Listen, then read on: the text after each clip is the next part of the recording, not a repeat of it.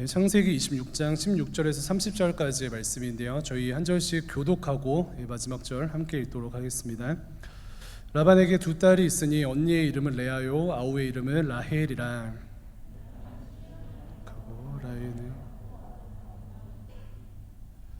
야곱이 라헬을 더 사랑함으로 대답하되 내가 외삼촌의 작은 딸 라헬을 위하여 외삼촌에게 7년을 섬기리이다.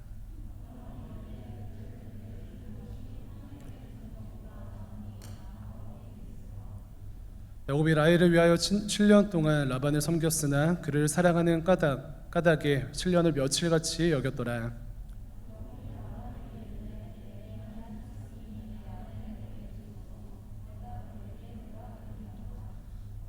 라반이 그곳 사람을 다 모아 잔치하고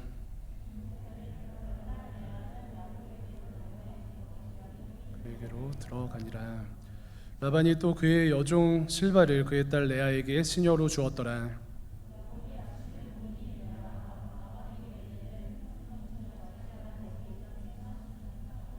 내가 라헬을 위하여 외삼촌을 섬기지 아니하였나이까? 외삼촌이 나를 속이심은 어찌 됨이니까? 라반이 이르되 언니보다 아우를 먼저 주는 것은 우리 지방에서 하지 아니하는 바이라.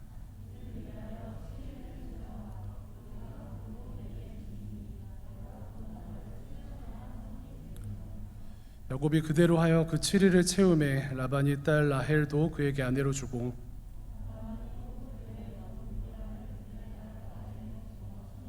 함께 읽겠습니다. 야곱이 또한 라헬에게로 들어갔고 그가 레아보다 그를 더 사랑하여 다시 7년 동안 라반을 섬겼더라. 네, 지성울 목사님 말씀 전해주시겠습니다.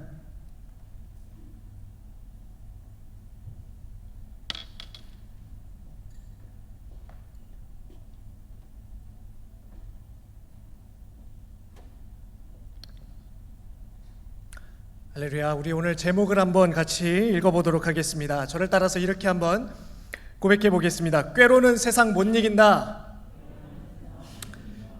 다시 야곱으로 돌아왔습니다. 이전 본문을 설교한 지 한 달이 넘었습니다. 다들 기억하고 계신가요? 장자권을 사기당한 형 에서의 분노는 극에 달하였습니다. 야곱은 이대로라면 목숨을 잃을지도 모릅니다. 풍족한 생활을 누렸던 부모님 집에 더 이상 머무를 수 없게 된 것입니다. 이제 야곱은 목숨을 부지하기 위해 외삼촌 라반이 살고 있는 밧단 아람까지 무려 800km에 이르는 긴 도망의 일정을 시작하게 됩니다. 이 거리는요, 대충 산티아고 순례길에 해당하는 거리입니다. 학자들은 야곱의 도망치고 있는 상황을 고려했을 때 한 20일 정도가 소요됐을 것으로 그렇게 추측합니다. 자신을 죽이기 위해 추격하는 형을 피해 얼마나 정신없이 도망쳤을까요? 며칠 밤낮을 도망치다 지쳐 잠이 들고 말았습니다. 그런데 그 꿈속에서 하나님을 만나게 되지요. 인생의 중요한 변곡점에서 하나님은 야곱을 만나 주십니다. 인생의 위기에 하나님은 야곱에게 나타나셨습니다. 그리고 말씀하십니다. 내가 너에게 복을 주겠다라고 말입니다. 야곱은 스스로 복을 쟁취하는 자였습니다. 형이 가진 장자권을 내가 얻으면 그게 복을 줄 것이라고 믿어왔습니다. 그래서 그 복을 쟁취하기 위해서요, 오랜 기간 치밀하게 계획하고 마침내 장자권을 획득하게 되지요. 그런데 아이러니하게도 그 복을 획득한 결과는 지금까지 소유했던 모든 복, 부모님 집에서 누렸던 모든 풍족한 것들을 다 포기한 채 도망자 신세가 된 것입니다. 그러나 야곱은 여전히 아무것도 모르고 있습니다. 그런 야곱에게 하나님께서 말씀하시는 것입니다. 28장 13절 하반절부터 우리 15절까지를 한번 읽어보겠습니다. 같이 읽겠습니다. 시작. 나는 여호와니 너의 조부 아브라함의 하나님이요 이삭의 하나님이라. 내가 누워있는 땅을 내가 너와 내 자손에게 주리니 내 자손이 땅에 티끌같이 되어 내가 서쪽과 동쪽과 북쪽과 남쪽으로 퍼져나갈지며 땅의 모든 족속이 너와 내 자손으로 말미암아 복을 받으리라. 내가 너와 함께 있어 내가 어디로 가든지 너를 지키며 너를 이끌어 이 땅으로 돌아오게 할지라. 내가 내게 허락한 것을 다 이루기까지 너를 떠나지 아니하리라 하신지라. 아멘. 하나님은 자신을 어떻게 소개하고 있습니까? 아브라함의 하나님, 이삭의 하나님이라고 소개합니다. 이것은요, 하나님이 복의 주체임을 소개하는 인사말입니다. 아브라함에게 복을 약속하신 하나님, 그 복을 그 다음 때인 이삭에게 동일하게 성취하고 계시는 하나님, 그러니까 복의 주체가 내가 복을 주는 자다라고 하나님 자신을 소개하고 있습니다. 그리고 계속해서 땅을 자손에게 주는 것, 자손이 번성하는 것, 너를 통해 세상이 복을 받는 것, 너를 지키고 인도하시는 것에 해당하는 복의 내용들은요, 모두 다 하나님께서 조상들에게 약속하신 복의 내용들입니다. 하나님은 내가 그토록 원하는 그 복, 장자권이 향하고 있는 그 복을 내가 주겠다라고 말씀하십니다. 여러분, 장자권이 복을 주는 것이 아닙니다. 저는 너무 안타깝습니다. 이게 아닌데 모두가 장자권이 마치 나를 잘되게 할 거라고 굳게 믿고서 자기 생명, 가족, 공동체, 신앙 모든 것을 포기하고 그것을 붙잡으려고 애를 쓰고 있습니다. 그게 어떤 결과를 가져오는지 아무도 모른 채 말입니다. 마치 야곱 같습니다. 우리 식으로 이야기해 볼까요? 좋은 학벌이 복을 주는 것이 아닙니다. 대기업에 입사하는 것이 복을 주는 것이 아닙니다. 건강한 육체가 복을 주는 것도 아닙니다. 많은 연봉, 상승주, 부동산이 복을 주는 것이 아닙니다. 제가 정확하게 말씀드리겠습니다. 여러분이 이 땅에서 이것으로 잘 살 수 있을 거야 라고 기대하는 그 어떤 것도 여러분이 잘 되게 해주지 않을 것입니다. 왜 그런지 오늘 본문을 중심으로 한번 살펴보겠습니다. 29장의 초반은요, 우여곡절 끝에 외삼촌 집에 야곱이 도착하는 것을 보여줍니다. 그리고 오늘 본문인 29장 중반부는 야곱이 라반의 딸과 결혼하는 과정에서 사기당한 것을 보여줍니다. 그리고 29장 마지막 부분부터는요, 4명의 아내들의 출산 경쟁이 시작됩니다. 야곱은 라반을 만나 자신이 밧단 아람까지 오게 된 경위에 대해서 이야기합니다. 29장 11절입니다. 같이 한번 읽어보겠습니다. 시작. 그가 라헬에게 입 맞추고 소리내어 울며. 야곱이 울었다는 것은 자신이 꾀를 내고 계획을 세워 장자권을 획득하기는 했지만 여기까지 오면서 극심한 불안과 두려움 속에 있었다는 사실을 보여줍니다.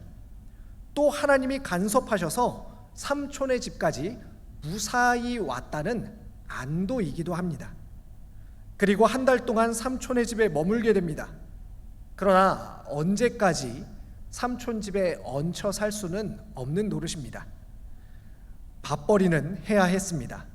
그래서 15절을 보면 라반은 야곱에게 내 품삯을 어떻게 할지 말하라 라고 이야기합니다. 다시 말해 지금 내가 정당하게 노동을 하고 그에 따른 임금도 받으라는 말입니다. 라반의 말이 어떻습니까, 여러분? 굉장히 공정하고 정의롭게 들리지 않습니까? 우리 집에 있으니까 우리 집에 있는 일을 그냥 하는 것이 아니라 정당하게 일을 하고 그 대가를 받으라는 것입니다. 굉장히 좋은 사람처럼 보입니다. 이에 야곱은요, 품삯 대신 라반의 둘째 딸 라헬과의 결혼을 요구합니다. 그리고 라헬을 위해서요, 7년 동안 자신이 일하겠다고 말합니다. 야곱은 왜 라헬과의 결혼을 조건으로 일을 했을까요? 17절은 라헬이 곱고 아리따웠다라고 말합니다. 정말 그것이 이유인지는 명확하지 않지만 여기서 확인할 수 있는 중요한 사실이 있습니다. 27장 44절의 말씀을 한번 보겠습니다.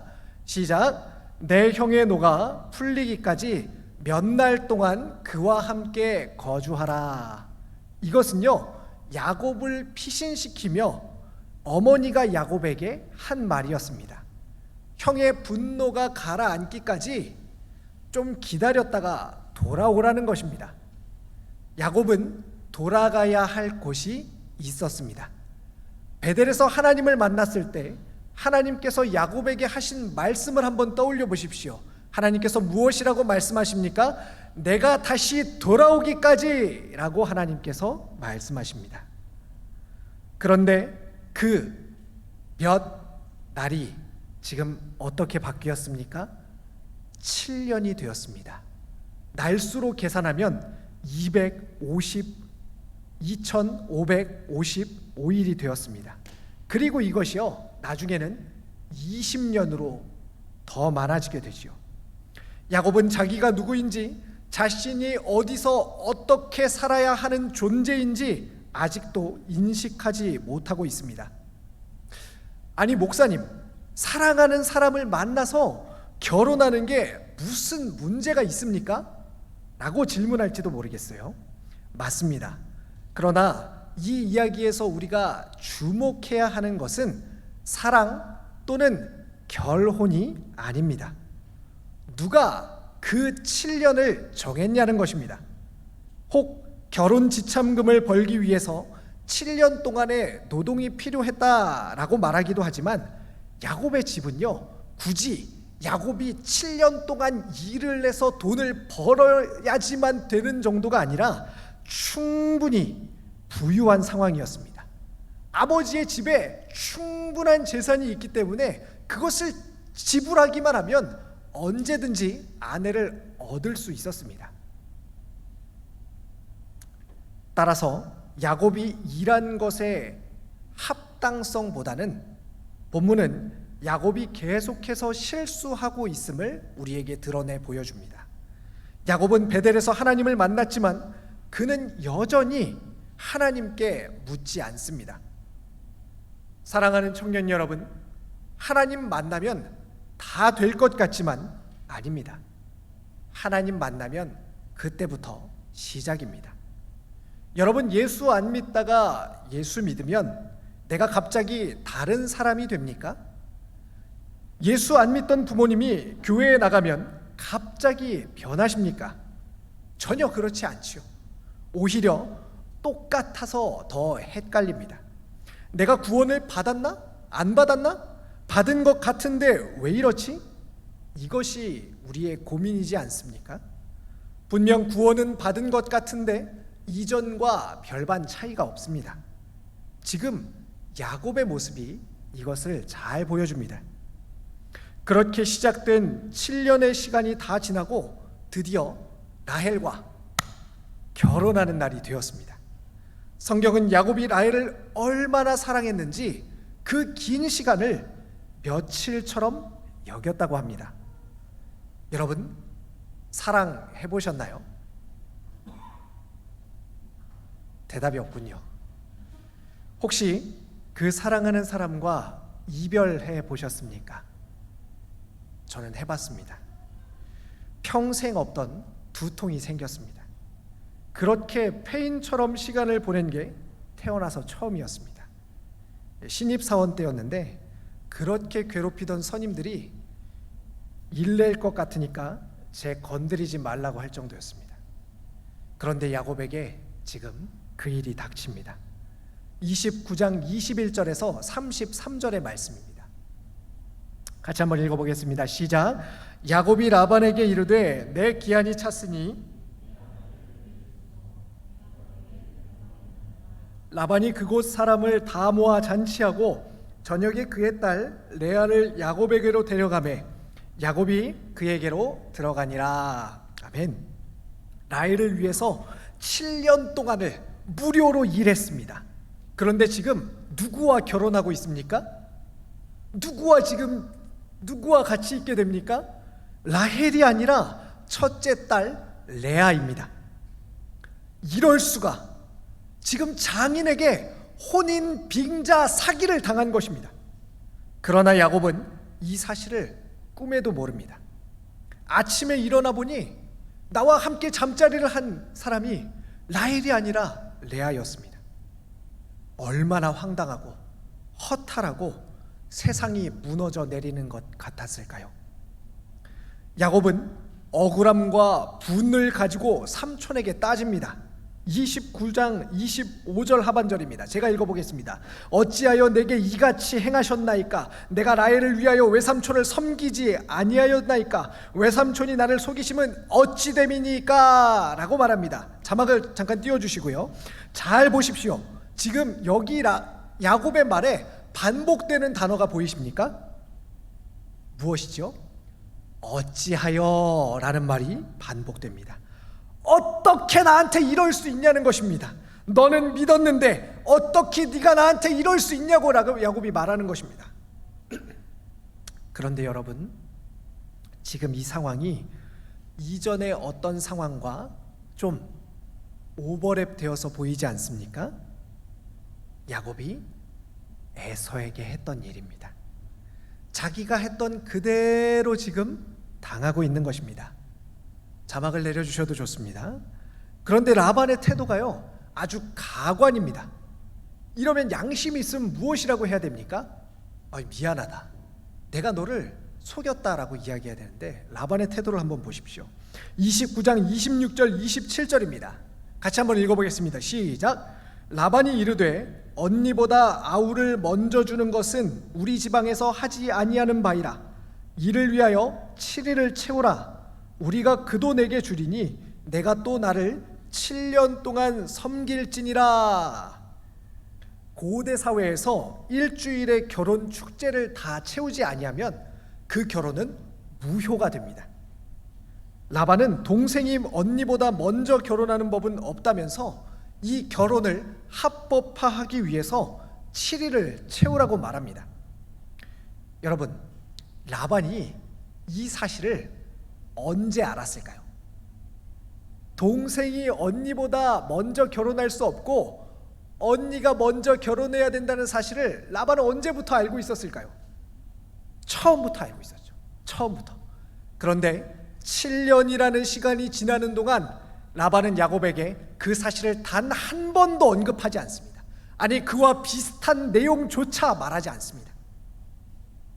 사실 이것은 핑계지요. 야곱을 7년 동안 더 공짜로 부려먹을 꾀인 것입니다. 라반은요, 야곱의 마음을, 라헬을 사랑하는 야곱의 마음을 아주 철저하게 이용합니다. 야곱은 이제서야 라반의 계획을 눈치챕니다. 그러나 할 수 있는 것이 없습니다. 마치 우리 인생과 같습니다. 내가 억울한 일을 당한 것이 분명한데 방법이 없습니다. 저놈 잘못이 분명한데 분명히 저 업자가, 분명히 저 상사가, 분명히 저 주인이 나를 속인 것이 분명한데 도리어 교묘한 수로 잘못을 내게 뒤집어 씌우면 당하는 수밖에 없습니다. 이것이 바로 세상입니다. 여러분, 세상은 차원이 다릅니다. 야곱이 누구입니까? 그는 치밀하고 철저하고 자기 목표를 위해 수단과 방법을 가리지 않는 자였습니다. 그래서 에서에게 장자권을 뺏어내지 않았습니까? 그러나 그런 야곱의 명성이 무색하게 철저하게 속고 또 속는 것입니다.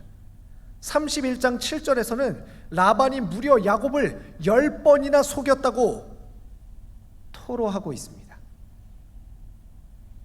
우리는 야곱이 가진 깨와 계획들이 계속해서 실패하는 것을 보게 됩니다. 그가 계획했던 장자권을 얻은 축복의 삶은 실패하고 말았습니다. 그가 꿈꿔왔던 사랑하는 라헬과 함께하는 단란한 가정은 실패하고 말았습니다.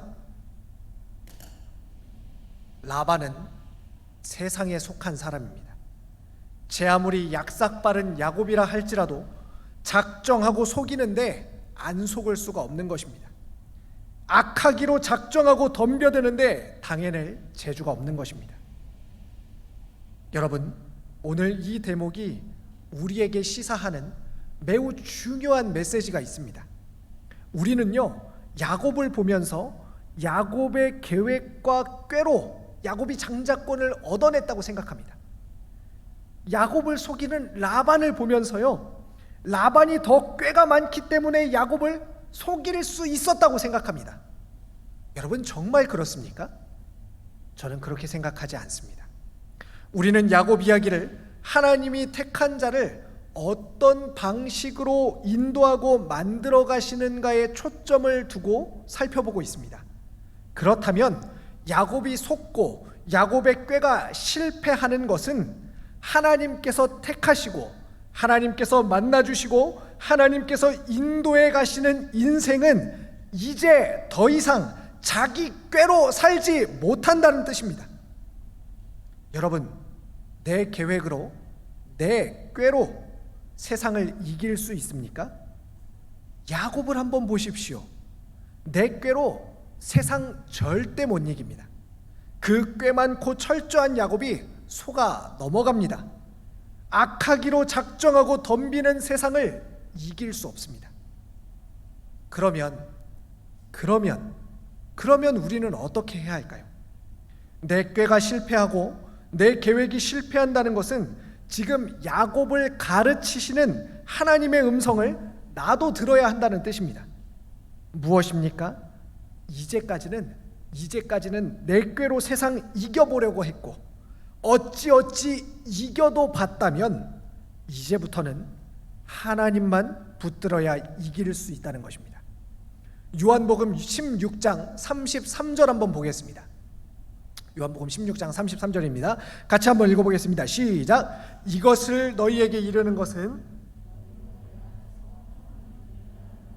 세상에서는 너희가 환난을 당하나 담대하라. 내가 세상을 이기었노라. 아멘.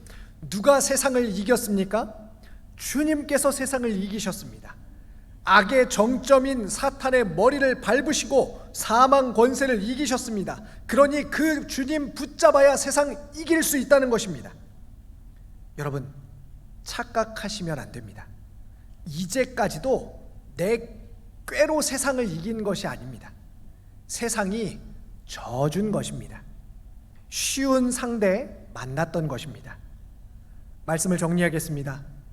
사랑하는 청년 여러분, 야곱은 분명하게 하나님을 만났지만 그는 여전히 자기 방식대로 살고 자기 방식대로 신앙합니다. 그런데 이제까지와는 다르게 내 방식으로 사는데 먹히지 않게 됩니다. 진짜 세상 앞에서 철저하게 당하게 됩니다. 야곱이 하나님을 만나니까요, 달라집니다. 무엇이 달라졌습니까? 더 이상 이제까지 살던 방식으로 살 수 없게 된 것입니다. 하나님께서 더 이상 그 방식이 먹히도록 놔두지 않으시기 때문입니다. 그러면 어떻게 해야 할까요? 이제부터 세상을 상대할 수 있는 방법은 딱 하나, 하나님을 붙드는 것밖에 없습니다. 하나님을 만났다면 이제 사는 방식, 신앙의 방식도 바꿔야 합니다. 혹시 아직도 내 중심적으로 나를 위해서 내가 하고 있다면 지금 이 시간부터 하나님 손에 온전히 붙들려 하나님의 뜻대로 가겠다고 결단하시기 바랍니다. 그러면 하나님께서 여러분의 삶을 통해서 철저한 세상 가운데 하나님이 이끄는 인생이 진짜 복이다 라고 큰 소리로 말씀하실 것입니다. 또 지금 세상에서 속고 또 속고 있어서 괴로운 분들이 있으십니까? 그렇다면 두려워하지 마시기 바랍니다. 라반은 야곱을 철저하게 속이고 또 속입니다. 어떻게 보면 야곱은 라반 때문에 인생이 망가지는 것처럼 보입니다. 그러나 속는 가운데 여전히 하나님이 함께 하시고 일하시며 하나님의 뜻을 이루어가고 계심을 봐야 합니다. 야곱은 속아서 무려 4명의 부인을 얻습니다. 그리고 지지고 볶는 지난한 삶을 살아갑니다. 그런데요, 이 과정을 통해서 이스라엘의 12지파의 기초가 세워집니다. 결국 세상은요, 아무것도 할 수 없습니다. 세상이 짜는 계략이, 세상이 하는 그 계획들이 이기는 것처럼 보이지만 결국 그 계획들은, 그 속임수들은 하나님의 영광을 드러내는 도구가 될 뿐입니다. 세상은 지혜와 모략의 하나님을 절대로 당해낼 수 없습니다. 그러니 이 사실을 붙들고 담대하게 세상으로 나아가시기를 바랍니다. 이와 같은 은혜가 우리 모두에게 있기를 간절히 축원합니다. 기도하겠습니다. 하나님, 주님을 만났지만 여전히 야곱처럼 내 방식대로 살고 내 방식대로 신앙하는 우리의 모습을 주께서 아시나이다. 긍휼히 여겨주시고 오늘도 주의 말씀 따라 하나님 원하시는 인생으로 한 걸음 한 걸음 모퉁이마다 만들어지게 하여 주시옵소서. 하나님, 악한 세상 가운데 살아갑니다. 세상에 지지 않게 하여 주시고 무너지지 않게 하여 주시고, 하나님, 우리 주님 붙들고 세상 가운데 승리하는 모든 청년들 다 되게 하여 주시옵소서. 예수님 이름으로 기도합니다. 아멘.